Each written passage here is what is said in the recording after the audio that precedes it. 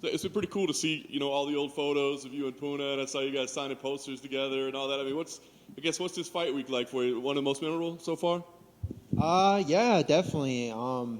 Honestly, that's the most exciting thing about this whole week is just getting to compete with one of my best friends in the world. Puna and I have grown up together since our early teens. Went to high school together, rode the bus together every single day, about an hour bus ride from 7-Eleven to our school. And he was wrestling before me, but when I started wrestling, we'd take the bus home every day, like late at night, 7, 8, 9 p.m., and just talk about being in the UFC. Even if we didn't truly believe it, we'd talk about it and like dream about it. And it was a frequent, often conversation of things we talk about. And, coming from kids, like, we're just quiet, funny kids, like class clowns type of guy. But, like, I mean, I was openly bullied going through high school, just being that type of guy, and Puna as well a little bit. He was a little bigger than me, so he could stand for himself. But it's kind of cool just to look back at that and you take two kids that no one would have believed us at the time if we were to have told them we were going to be in the UFC. Like, we were just pretty much two funny idiots, going through school. So this is a crazy, memorable experience for both of us. And I told him if we may never get this opportunity again, so this is our chance to make an impact, to make a mark, and I'm super excited for it, more than the fight. I know it's been a frustrating stretch for you. I know your self-confidence, self-belief remains high, but I guess, so what's the biggest lesson you can take out of these setbacks they've had to deal with? I would say it's definitely frustrating.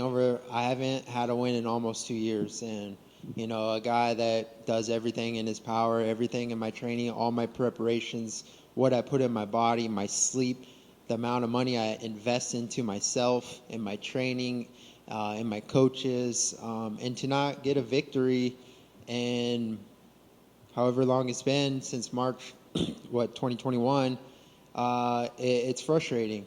And I definitely would say I've picked myself down to the core, like, because you go back and say, well, why did I lose that one? Oh, I can't lose more than one in a row or two in a row. Then I go lose two, then I lose three. And it's super frustrating. But I think through that time, I've really kind of went back and dissected myself. Like, it's hard not to, right? And I've talked to mental performance coaches, and like, I want to be able to compete at my absolute best on one day, and that's all that matters is fight day.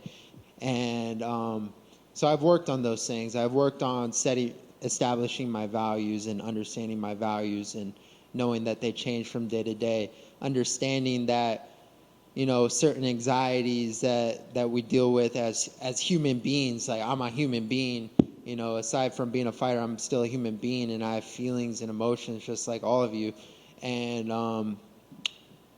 kind of coming to an agreement with it and understanding it and like coping mechanisms, because I'm a superhero 2-3 times a year when I step in the ring, but outside of the ring, I'm just a human like everyone else. And aside from that, even, it's just getting back to belief in myself and my training and what I do, because I've had a ton of influence, not bad, but like greats of the sport telling me certain things and different training philosophies. And, I buy into it. I believe in it because I have that, kind of Bruce Lee mindset. I want to learn from everyone, take what works, discard what doesn't.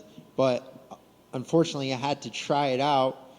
And sometimes those things don't work for me. And when I step in the cage on Saturday night, when I'm about to walk up those steps, it comes down to believing in myself, not believing in what Khabib told me, not believing what Henry Cejudo or Usman or Gaethje or any influential person that I've been around. It doesn't matter what they've told me, and it comes down into what I'm doing. So over the last 6 months, is just getting back to my roots and doing what I believe in. If someone tells me that's not the right thing, like I don't, I just take it with a grain of salt and I move on and I keep doing it because that's what's giving me confidence at the end of the day, and I think that's allows me freedom to perform at my best. Nice. Damon obviously has been very respectful, but he's talked about the fact, he kind of reached out to you via direct message and was like, hey, man, I think we should fight. So I'm curious, when you see that, are you like, well, that's cool? Or are you like, why is he picking me out of the crowd? Like, what's your reaction to it? I mean, yeah, it is true. He did message me. So after my last fight in June, I kind of got right back to it.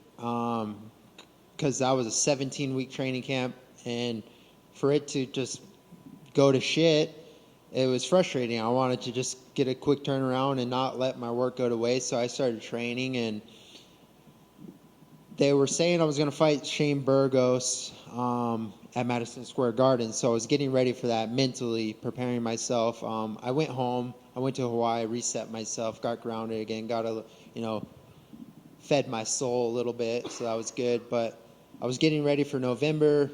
He signed with the PFL, so I had to, keep preparing for the next guy. Then the word was I think I was supposed to fight Ilia Topuria in December 17th. I was like given a day, and then I found out on social media he was fighting Bryce Mitchell. So I was like, okay, that's not going to happen.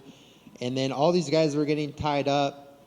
The other guys already fought at the top, like the Emmets, the Caters, the Zombies.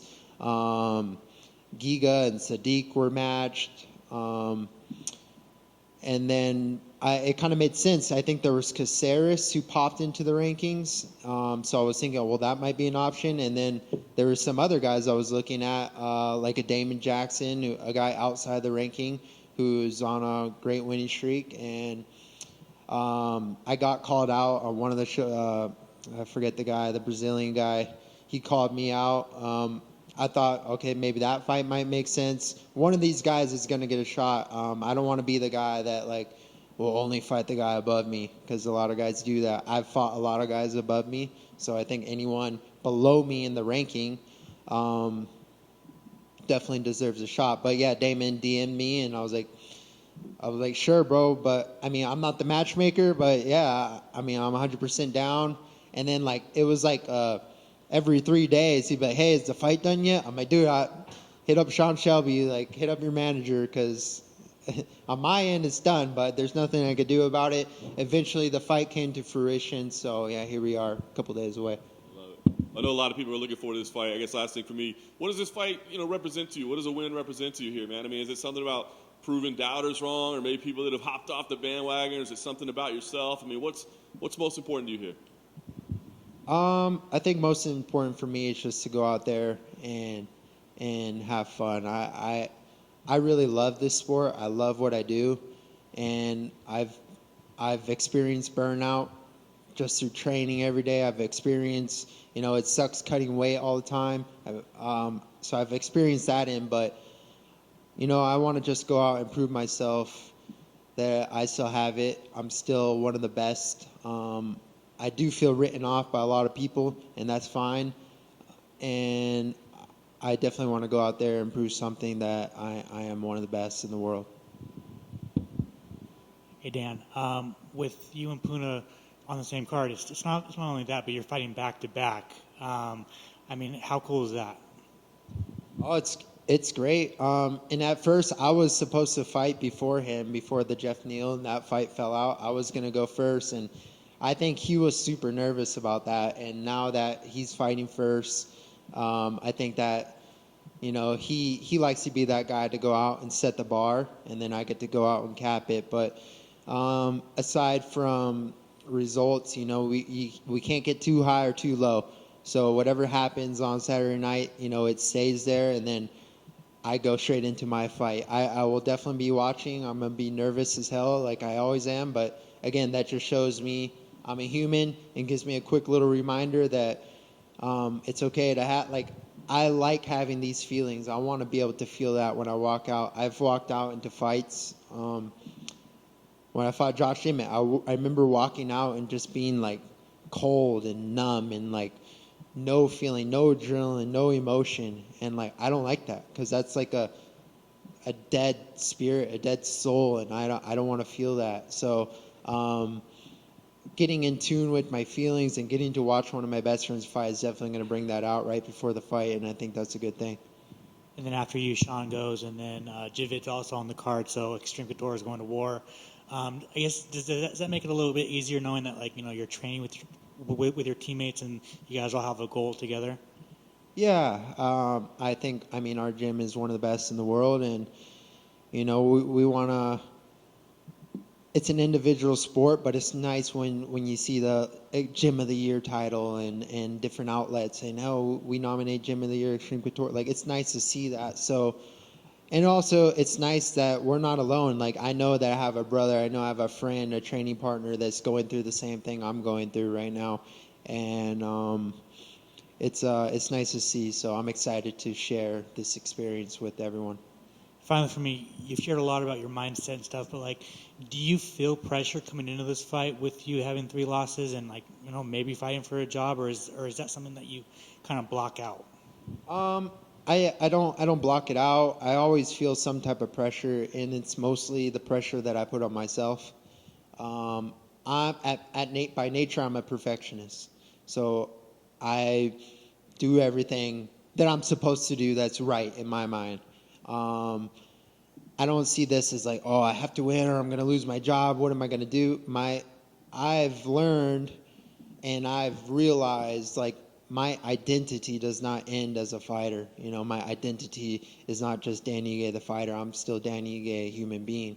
So beyond fighting, I'm going to have other ventures, other paths, but I'm in this right now. I'm in my prime, and I'm loving this. I'm enjoying this. So if I can just go out there and perform and be free, that's the best Dan Ige you're going to see. But if I do get like I've experienced that pressure that I put on myself, or I don't perform at my best, and that doesn't take anything away from me or what people think about me. It just sucks on my end that I know in my head that I could have done better.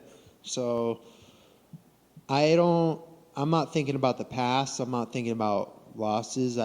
Those things happen. They're done. I'm here right now, and that's the most important thing, is being present and staying present. Thanks, man.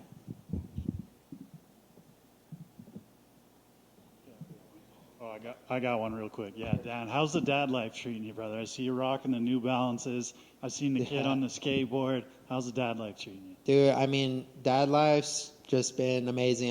The first year was hard for me, just kind of going through a lot mentally. You know, going through losses, becoming a dad for the first time. You wanna win so bad. Like, it's like you put extra pressure on yourself to provide for my son, for my family, because I've become a dad. But now I'm just enjoying it, man. I'm enjoying every second of it. Obviously, I'm spending more time away at the gym and training and whatnot. But every moment I get with that kid, it's just, you know, good or bad. If he's freaking out, having tantrums, because he's practically a toddler now. Dude, I love it because I'm watching this little human being form before my eyes, and he's wrestling, he's skateboarding. I take him skateboarding, and I'm just stoked. And it makes me emotional thinking about it. But I love the kid, and I love being a dad.